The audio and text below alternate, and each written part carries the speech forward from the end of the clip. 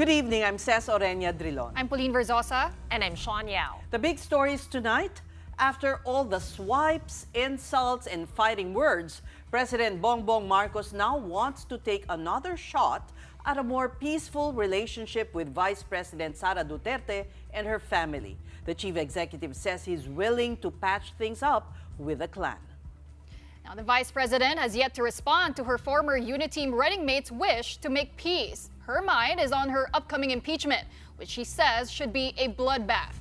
But a critic and the palace were quick to shut down Sara's provocative talk. And later on, we will be speaking to DPWH Secretary Manny Bonoan about plans for EDSA's rehabilitation. He will also be addressing issues like bridges that need immediate repair and a flood control program that should be in place as the rainy season nears. Gusto niyo bang makipagkasundo pa sa mga Duterte? Oo! Ayoko ng gulo. Gusto ko makasundo sa lahat ng tao. Mas maganda, marami na akong kaaway. Hindi ko kailangan ng kaaway. Kailangan ko kaibigan. After all that's said and done, is there still a chance the Marcoses and Dutertes will reconcile? President Ferdinand Marcos Jr. thinks so. On the first episode of his podcast, the president said he would rather work together with political opponents, including the Dutertes, than, quote, prolonged division that distracts from governance. The chief executive also said he values stability and friendship over conflict. Gusto niyo bang makipagkasundo pa sa mga Duterte? Oo! Ayoko ng gulo. Gusto ko makasundo sa lahat ng tao. Mas maganda, marami na akong kaaway. Hindi ko kailangan ng kaaway. Kailangan ko kaibigan. President Marcos added he does not need to see eye to eye with critics and allies alike. If there's disagreement over policy matters, he believes this should not prevent dialogue or cooperation. Lagi nga akong bukas sa ganyan. I'm always open to any approach na alika magtulungan tayo. Diba? Kahit hindi tayo magkasundo sa polisiya, hindi tayo magkasundo. Gawin niyo yung trabaho pero wag na tayong nanggugulo. Wag na natin, tanggalin natin yung gulo. Finally, the president also vowed not to meddle in the impeachment trial of Vice President Sara Duterte. Pabayaan natin sila, may proseso yan. Pabayaan natin ang proseso. Ako, basta ang nasa isip ko, tapos ng eleksyon, balik sa trabaho. Gawin na natin lahat with the new lessons learned. But it seems Vice President Sara Duterte is still on the warpath, but not towards her former Uniteam partner. Over the weekend in Davao City, Duterte called the moves to impeach her a way to keep her out of the political picture. Duterte has made peace with the fact that it could possibly lead to her perpetual ban from public office or her continued government service in case of an acquittal. Whatever the decision is or the verdict is, Sara says she wants her impeachment trial to be a bloodbath because for her, all these alleged political persecution boils down to one thing. It's not about ICC, it's not about the impeachment, it's not about confidential funds, it's about the 2028 elections. The impeachment is a glorified disqualification case against me. I truly want a trial because I want a bloodbath talaga. Reactions were swift following Duterte's bloodbath talk. Palace Press Officer Claire Castro reiterated that President Marcos will have nothing to do with the impeachment trial. She also believes the VP's recent statement is not literal. Medyo may pagkabayolente ang tugon ng ating Vice Presidente pero we hope that it is just a figure of speech. For incoming House Prosecutor Laila De Lima, Duterte's remarks reek of rhetoric nonsense, arrogance, and violence. In a statement, De Lima says, quote, in an impeachment trial, the only one on trial is the person impeached, so there can be no bloodbath. The new party list representative adds there is no room for theatrics in an impeachment process. She's trying to court sympathy dahil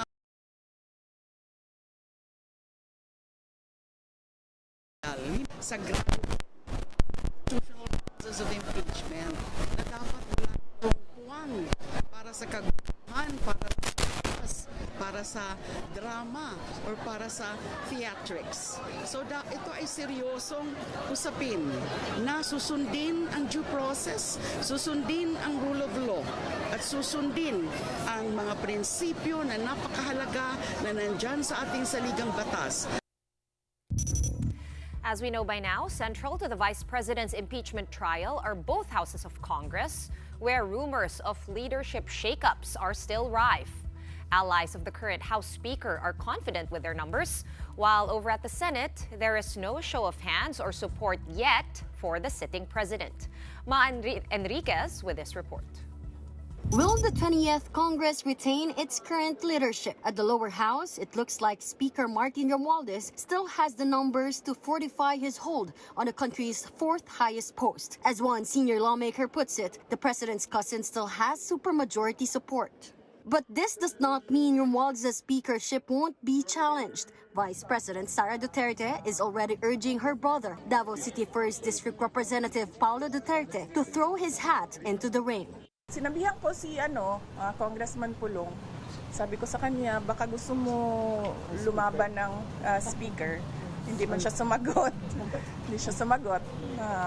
Iniisip din niya siguro yung chances niya na manalo. Well, sinabi ko sa kanya, kung hindi ka manalo ng speaker, then kunin mo yung minority. But wala pa siyang sagot. But for House Deputy Speaker J.J. Suarez, the issue on who will be House Speaker is already a settled issue. He says Romualdez enjoys the backing of at least 240 lawmakers, more than two-thirds of the 315 elected congressmen. A manifesto from Congressman even sealed the support, but the rumors are not letting up. Aside from Congressman Duterte, another name being dangled as possible challenger to the Speaker is Navota's Congressman and Alianza campaign manager Toby Chanco. In an interview with One News and One PH, Chanco said some congressmen have already reached out to him expressing their support. If so, there's still 10 weeks for any contender for the speakership to sway the votes.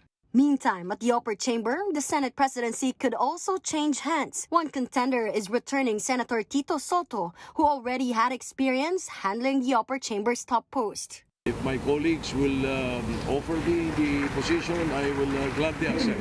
Even second-termer Senator Amy Marquez's name has also been mentioned as possible replacement of SP Cheese Escudero. Di ko pa naiisip yung ganun. Another returning senator, Ping Lacson, has already met with several colleagues. Lacson is said to be pushing for an independent Senate once the politics on naming the next Senate president is over. Kailangan independent tayo, kailangan transparent tayo, at kailangan competent tayo.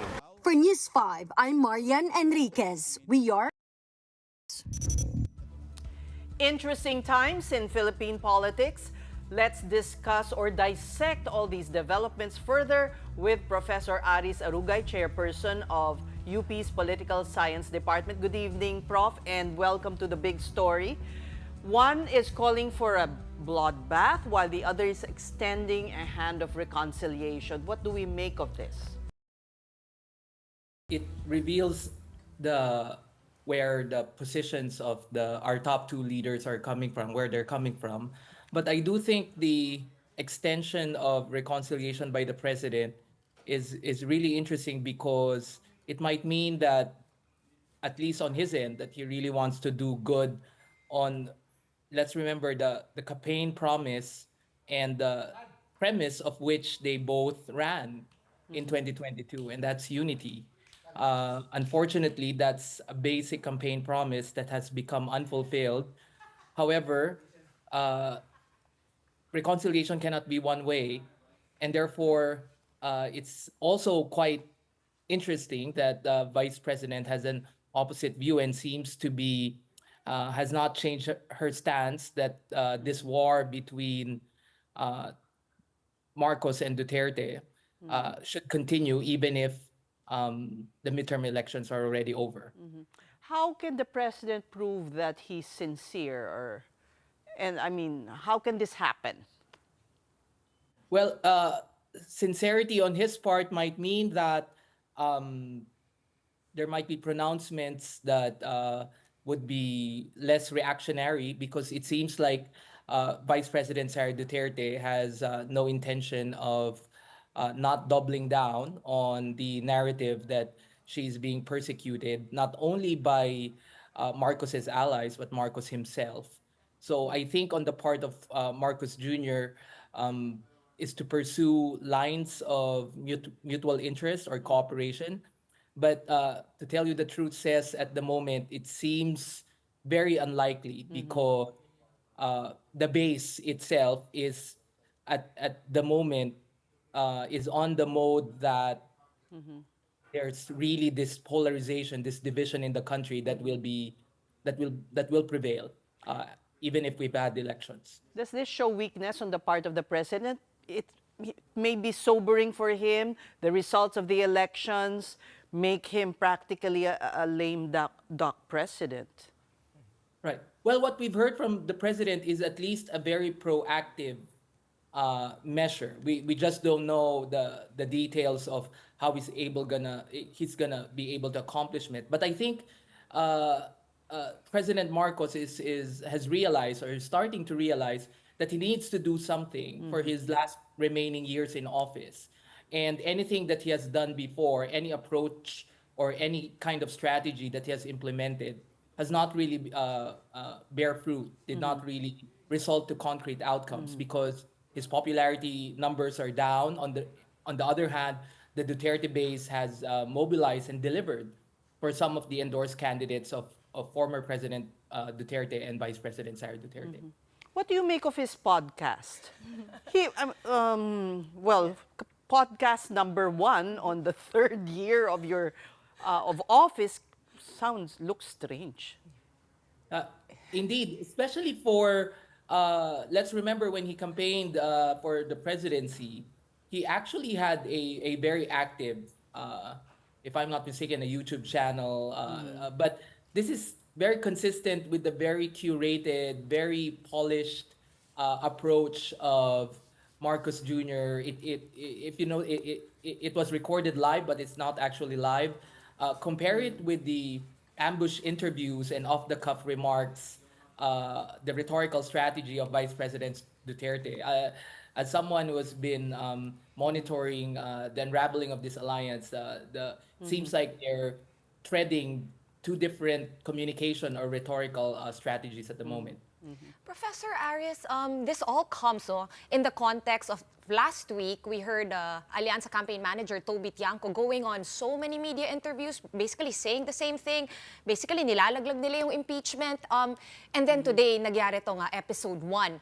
I think we have to talk about this pronouncement of extending an olive branch within the context of ang dami ring gumugulong. And Congressman Tiangco has already said a lot of things. Do you think this is all kind of like a coordinated kind of messaging? Do you think they're changing their messaging finally? Right. From the point of view of political strategy, any attempt to have plausible deniability by the executive on the impeachment process, I think it's very smart, because just in case if the impeachment trial's outcome is an acquittal, then the Marcos Jr. Presidency and administration will say, oh, we have nothing to do with that. Wala kaming kinalaman dyan kasi sinabi na namin na ayaw namin yan. But on the other hand, if the outcome results in conviction, then it's something that would, any political strategist would say would benefit the current administration, given the very combative nature of the relationship between our top two leaders.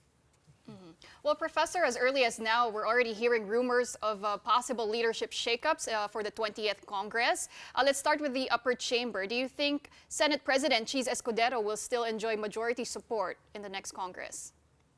Right. Normally, we hear this buzz about Senate leadership once there'll be a new Congress, right? Because they'll still reconvene in early June, and we'll spend a bit more time before the new Congress opens sometime in July. But we're hearing as soon as the senators were proclaimed, we're already hearing buzz about leadership changes, and therefore it seems like the probability of a Senate leadership is looming, because let's remember the outcome of the Senate elections did not really favor the current administration majority in the Senate. So you have some changes in the numbers. The entry of Senator Kiko Pangilinan, Senator Bam Aquino, the entry of, depending on who's counting, 4 to 5 Duterte-endorsed candidates. That's more than half of the 12 seats that were up for grabs in last week's election. So it's very plausible that the administration majority of the past 3 years in the Senate will not hold. What about in the lower house? Last week, we also heard of an event in Shangri-La Fort where there was supposedly an event of Lakas CMD, and a lot of the congressmen pledged support to the House Speaker, Martin Romualdez. Do you think he's going to be able to hold, given that he does still have a majority? Right. It's trickier in the House because the Speaker is a direct first cousin of the President, and therefore is an extension of the Marcos dynasty in politics, if you include the Romualdezes. And historically, the Speaker, with very few exceptions, the Speaker, the House of Representatives, I mean, has always been controlled by the incumbent administration compared to the Senate. But I do think the idea that there could be a challenge to Speaker Romualdez might stem in the fact that there might be allies of the president, or maybe people close to him politically, who might want to say that maybe in your last 3 years, you might want there might be a different direction, a different approach, and different strategy on things, because it seems like in the first half that that the administration had been severely challenged.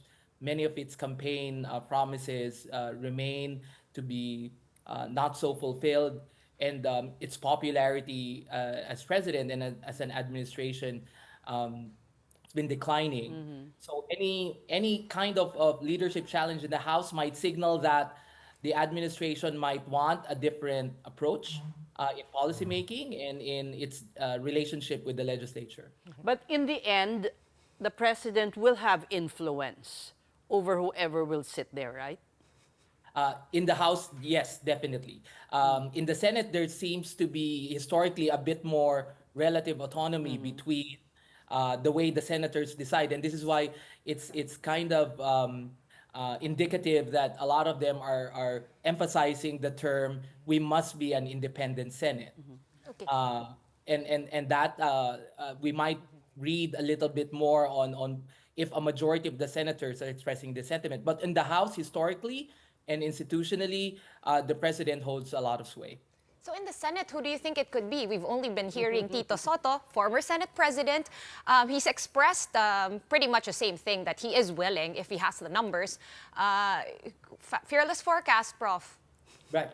Well, if you're, let's say if you're a sitting senator, and especially if you've won the election, let's talk about the Duterte-endorsed candidates. Your option is to either declare yourself in the minority, and most likely you'll join the ranks of the current minority, Senator Risa Ontiveros, who likely be joined by Senator Bam Aquino and Senator Pangilinan. The implication of that is that you might lose your committee chairmanship. So let's remember that the Senate's dynamic is quite different, because yes, there's a looming impeachment trial of the vice president, but after that, if you're a sitting senator, you have to think about, what about my committee chairmanships? How am I able to really influence policymaking and lawmaking if being in the minority will mean I lose this chairmanship? So I think the search will be for a candidate or for a senator that will be seen as a consensus between the Marcos side and even perhaps the Duterte side. And Senator Soto is a viable candidate because he served as Senate President during the Duterte administration, and at the same time, is a member of the Alianza Sling. Okay. Professor, just one more question from me. Well, you did mention the looming impeachment of Vice President Sara Duterte. Break down the numbers for us. And how do you think these senator judges will be voting? Will they be voting according to their political biases, or will they be voting impartially, objectively? Because we do know this is a sui generis proceeding, right? So it's quite different. But at the same time, they will also be judged by the public on how they decide leading up to 2028. Walk us through that, Professor. Right, definitely. We've had 2 impeachment trials in our history. One was aborted. The second one was able to complete, although the official in trial was not a president or a vice president, but a Supreme Court Chief Justice. So when people say, and almost everyone say it's a political process, it has something to do with the fact that the members of the jury, the judges, are senators. I mean, in other countries that have impeachment processes, the conviction or acquittal of the impeached official lies in a court, an actual court. In South Korea, it was a constitutional court composed of, if I'm not mistaken, 9 judges. So this is not really a judicial process. But let's also remember that as a impeachment trial, the rules of evidence will be different. So you're correct. While a lot of these senators have loyalties, I mean, in Philippine politics, there are no permanent allies or friends, only permanent interests. And a lot of these senators will think, how will I be judged? Not only the way I vote, but the way I conduct myself as a senator judge. And what about my political ambitions and political interests? Will being overly loyal to the vice president or to the government, what cost will I have to bear? And are those costs something that could compromise my ambitions or my career? So a lot of these senators are going to think about that beyond the evidence. But we must remember, we only have their alliances or perhaps their loyalties in mind. The process will happen, and there'll be evidence presented, and this will all be televised. They will be under a microscope, everyone, including perhaps the vice president herself, if the strategy is to make her testify. And finally, that the vice president promised that the impeachment will be the opportunity for her to present her defense. So it's quite interesting. She framed it as a bloodbath when it's supposed to be the promise that she made is that she will present her innocence in this trial. Mm-hmm. Okay, finally, Prof, in our earlier exchange, you mentioned about the difference in the way President Marcos and VP Sara communicate or present themselves to the public. VP Sara has obviously been more subdued, but still uses very sharp words. Who's winning the communication? I hate to call it war. Showdown. Well, showdown. Yeah, okay. Because before you answer, Prof, because, you know, Attorney Claire Castro is speaking for the president when she, you know, answers all of VP Sara or the Duterte allies' comments. Right. So yeah, I mean, of course, the president has some advantage given that he has the entire Philippine government apparatus to carry out some of the communication strategies and measures. But we must also understand that communication it's the recipients of these messages, of this rhetoric, that at the end will judge whether they're effective or not. And what we're seeing is that if you notice, Sara Duterte's rhetorical strategy doesn't really fall far from Rodrigo Duterte's rhetorical strategy. So in a way, whatever gains or whatever assessment we've had of the effectiveness of the Duterte rhetorical strategy of the former president, it seems like Sara Duterte is able to mimic that, and that enables not only the mobilization of the base, but a mobilization of different actors or influencers, bloggers on social media. So we must remember that in this day of social media, it's not only there are intermediaries of these communication strategies. And not only is there a communication war between these two officials, but also a war between their foot soldiers, the influencers. Correct. Okay, so So one last question, Prof, very quickly. In the House, babalikan ko lang yung sinabi mo kanina, there are names that are cropping up. There's Albi Benitez of Bacolod, who's, I think, running as an independent. There's also, of course, Toby Tiangco, who is the Alianza campaign manager. He's also known as a loyal congressman, but he is also sort of family by marriage to the president. So who do you think it'll be? Right. It's quite early to tell. I think at the moment, while we have heard news that it seemed like a sealed deal and that likely the speaker will remain, it's still a few weeks before Congress reconvenes on early June, and if the new Congress. So I wouldn't totally count the possibility that there could still be nung nagkagapangan sa eleksyon, baka nagkakagapangan din sa House at the moment, and therefore it's so interesting that in Philippine politics at the moment, the most interesting politics does not happen before or during elections but happens after. Depends kung sinong may magandang promise sa mga congressman, 'di ba? Definitely. Yeah. Well, thank you so much for sharing your insights with us, University of the Philippines Political Science Department Chairperson, Professor Aris Arugay. All right, we're just going to take a quick break, but coming up, we speak with Public Works Chief Manuel Bonoan as we get updates on the EDSA rehabilitation and the repair of the historic San Juanico Bridge in Eastern Visayas. Keep it here on One News.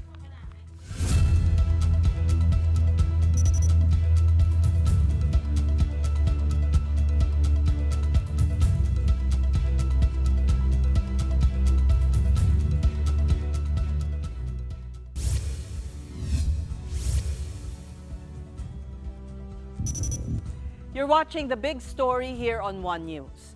We've been told so many times already, brace for heavy traffic on EDSA as it undergoes a major repair. But when is the rehab finally happening?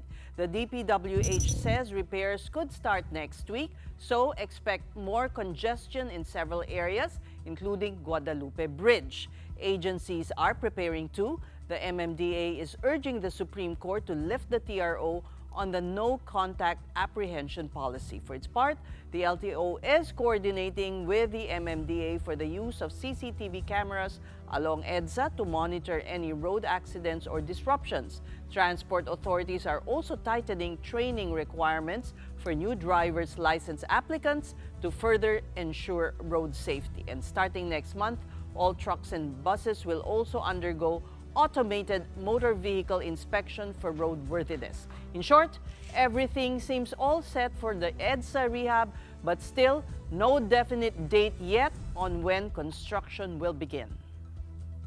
Uunahin namin siya isakto dito sa may Pasay to after Guadalupe. Yung section na yan muna para in time for the ASEAN meeting. Yun ang gagawin namin northbound and southbound. There are segments actually na pwede din namin umpisahan na southbound mula Caloocan. And today, we are going to finalize actually yung traffic management scheme together with MMDA and Department of Transportation because of their busway. Still on infrastructure, the Visayas region is facing a crisis over the country's longest bridge. The iconic San Juanico Bridge has structural damage and needs immediate retrofitting. The DPWH says sections of the bridge's approaches are deteriorating and need urgent repair that could cost a fortune. The agency sees local contractors handling the immediate retrofitting works on the bridge with a proposed budget of over 50 million pesos. Now, for permanent repairs, the DPWH is preparing a separate plan costing around 900 million pesos, which will take more time to implement. For now, the province of Samar is under a state of emergency. The Office of Civil Defense has likewise raised a blue alert to trigger heightened preparedness and the immediate release of emergency funds. San Juanico Bridge is now off limits to vehicles weighing more than 3 tons, and those using the 2.16-kilometer bridge should also follow on-site traffic directions, proceed one at a time, and stay on the center lane. Yung main structure, ito yung truss bridge structures na intact pa rin naman, pero yung approaches from Tacloban and dito sa Samar side, may mga 2 o 3 segments na kailangan talaga kumpunihin kaagad kasi medyo deteriorated na yung mga nasa ibaba na approach structures na yan. So that is the reason why recommend nila na i-limit muna yung load na dadaan sa San Juanico Bridge. Sa ngayon po ay nagkaroon po ng blue alert. Ibig sabihin nasa heightened alert ang mga concerned agencies. Nagkaroon na rin po ng multi-task force at magkakaroon din po ng public assistance desk on both sides doon sa bridge. At may 24-hour patrol unit na rin po for safety monitoring. Magkakaroon din po ng weighing station para madetermina yung mga vehicle na pwedeng dumaan. Now let's learn more about the structural issues of the San Juanico Bridge. And joining us over the phone is DPWH Secretary Manny Bonoan. Good evening to you, sir, and welcome to the Big Story. Good evening, Jess, and to all our listeners. Good evening sa ating lahat.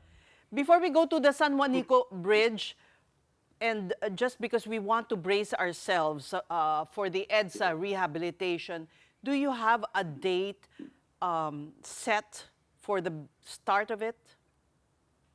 We completed actually yung discussions namin with the MMDA and with regard to the implementation of the rehabilitation of it, particularly now.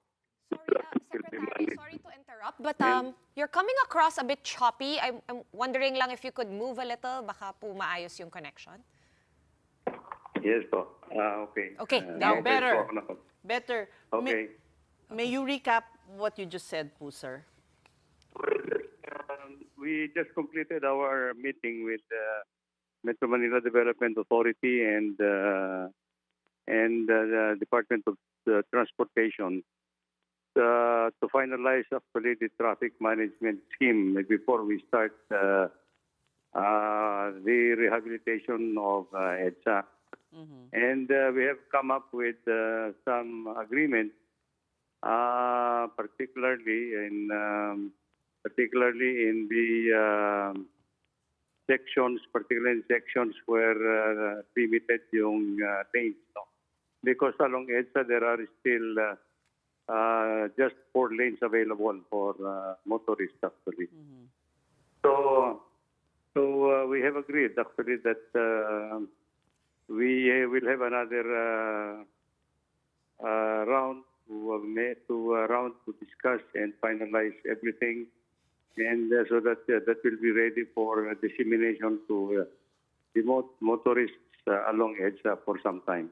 Okay, so 2 more rounds of meetings. One more round. 1 more round.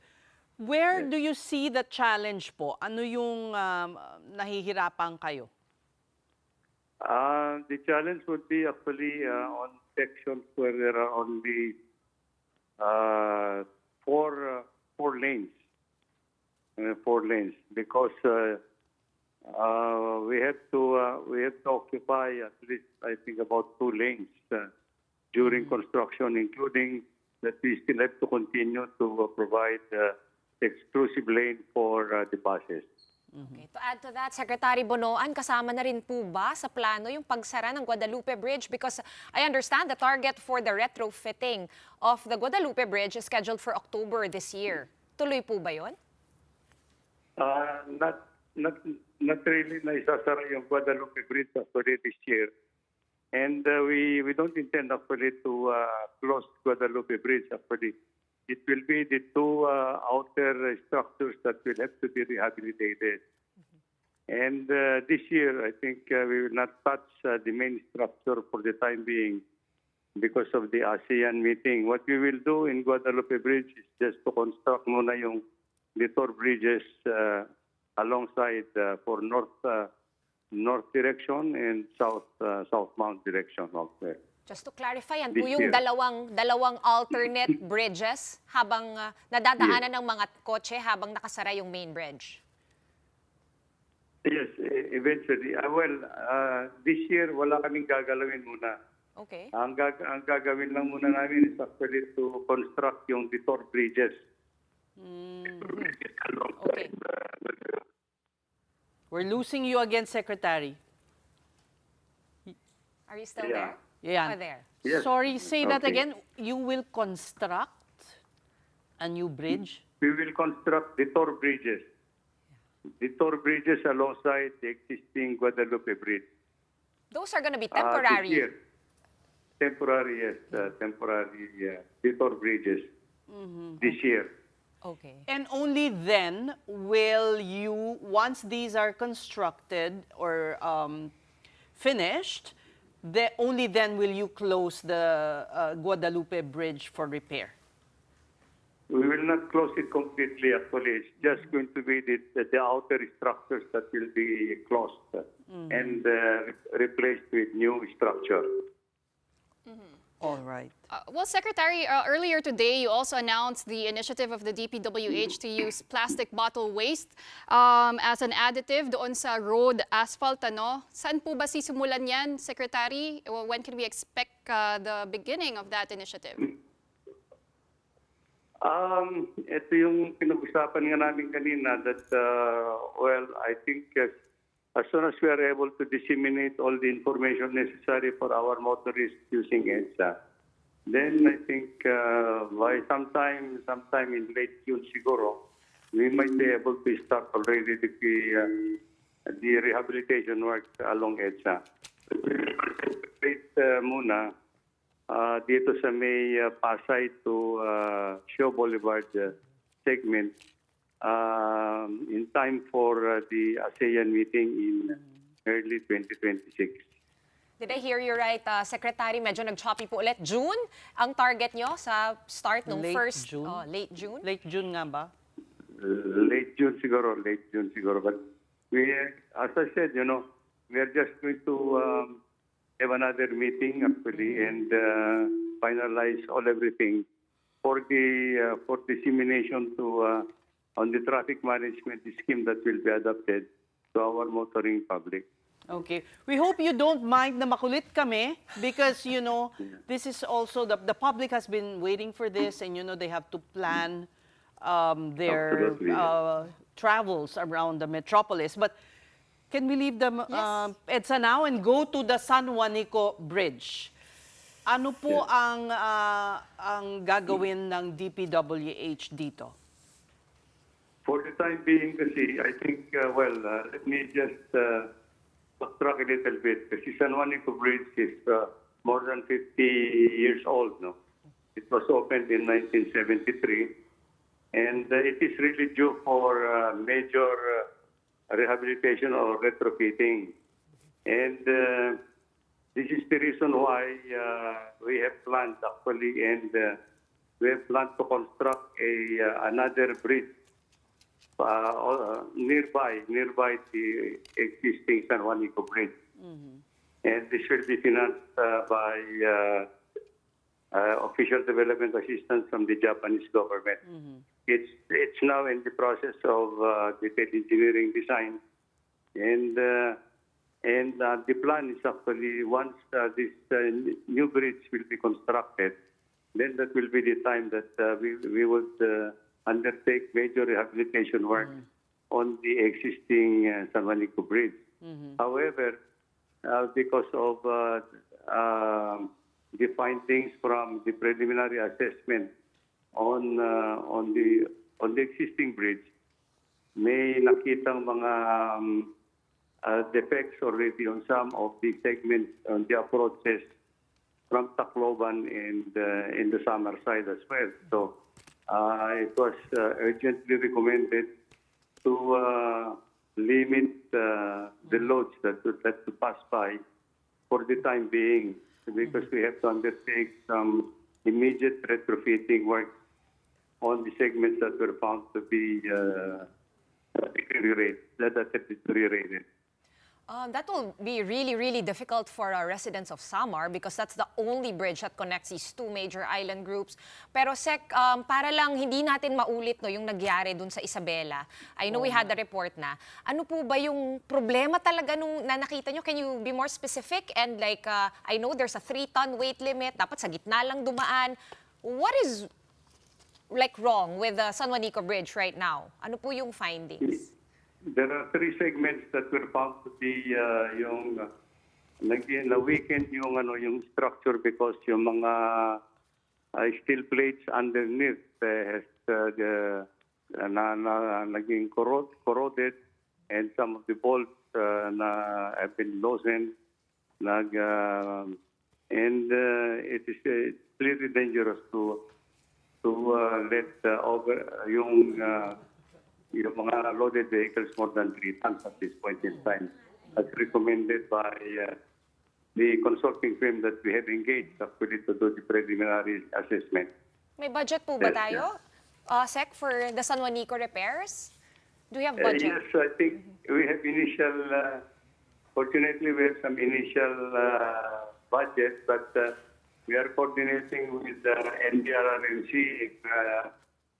can avail of some of the calamity funds available from NDRRMC because I think the deterioration of some of these segments has been also affected from the calamities that have visited the region years ago. Magkano po yung estimate nung consultant niyo for the repairs of San Juanico? Yung 3 bridges, they were I mean the 3 segments that they were talking about, to make it a total rehabilitation would need I think about 800 million. But as we are preparing also for the new bridge, actually that will be constructed anyway. I said we probably will just have to do the retrofitting work, and so that we can probably increase the allowable load limit at this point in time. Because the new bridge, Secretary, will take how many years to build? Another 3-4 years actually. Well, Secretary, aside from San Juanico Bridge, the DPWH also conducted inspections and assessments of mga 1,500 na tulay, ano? Ano po ba yung iba pang issue na nahanap doon, Secretary? At ano pang mga tulay ang nasa priority list ninyo? Well, I think many of these bridges also were constructed many years ago.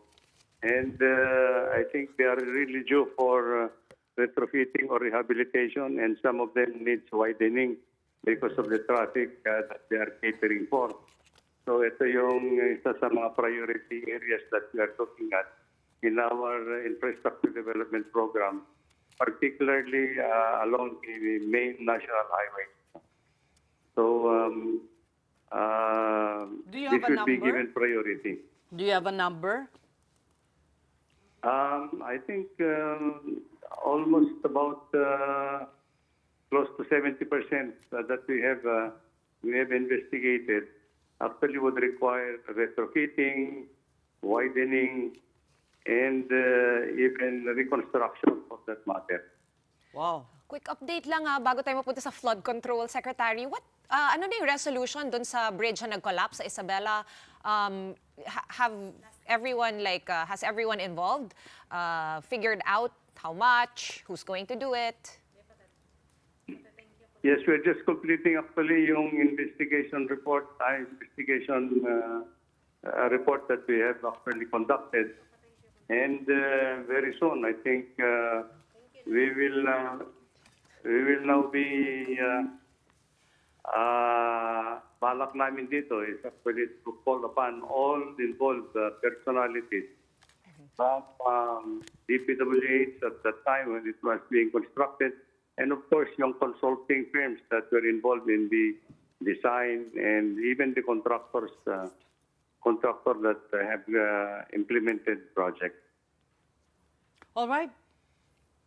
Next time na lang. Flood We control. wanted to ask about the flood control secretary, but that means we'll have to invite you here once again in the program. Maraming Yes po, salamat anytime, sa sir. pagiging suki namin.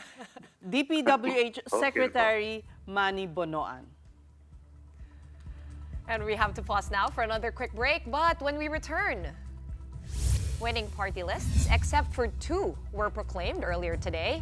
Why the proclamations of Duterte Youth and BH party lists were postponed when the big story returns? Keep it here on One News.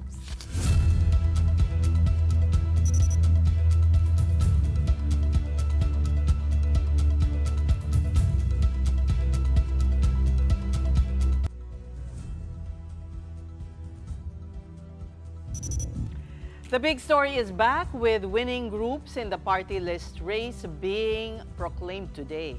Well, all but 2. In this report, Mon Gualvez tells us why the proclamation of 2 groups had to be deferred. Nominees, their families, and supporters filled the Manila Hotel Tent City to the brim for the proclamation of party list groups. Of over 150 party lists COMELEC certified, only 54 groups were guaranteed a place in 63 seats allotted in the House of Representatives for the 20th Congress. Sa party list po, ang inabot po na number of votes for the party list ay 41,950,292. Dito po binase ang Banat versus COMELEC, dito po binase ang 2% threshold, dito po binase ang additional seat at dito po binase ang seat na entitled kahit maaaring hindi nakakuha ng 2%. Ang sabi ng Supreme Court sa Banat versus COMELEC, lahat ng seats ay dapat punuan.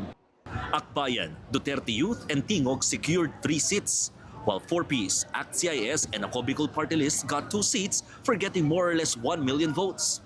Groups ranked 7 to 54 get 1 seat each.